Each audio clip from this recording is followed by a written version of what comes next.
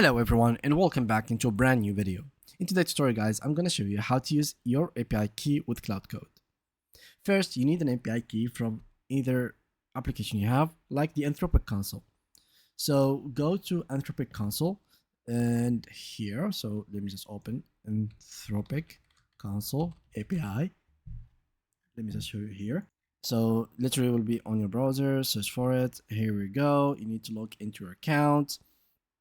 So let's do this real quick. Here we go. Connect your account, and you need to be on this web page. Make sure that you're on Cloud Console.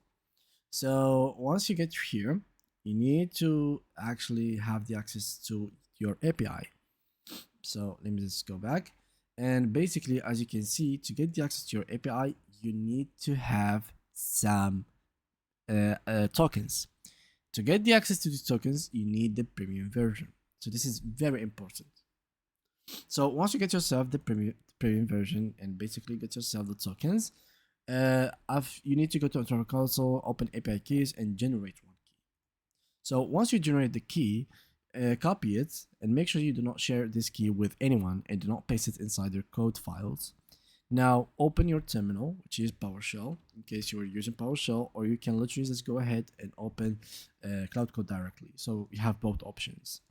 So on PowerShell, in case you were using the actual Mac, Linux, or WSL, run this command right here. So export Anthropic API key and here paste on your API key.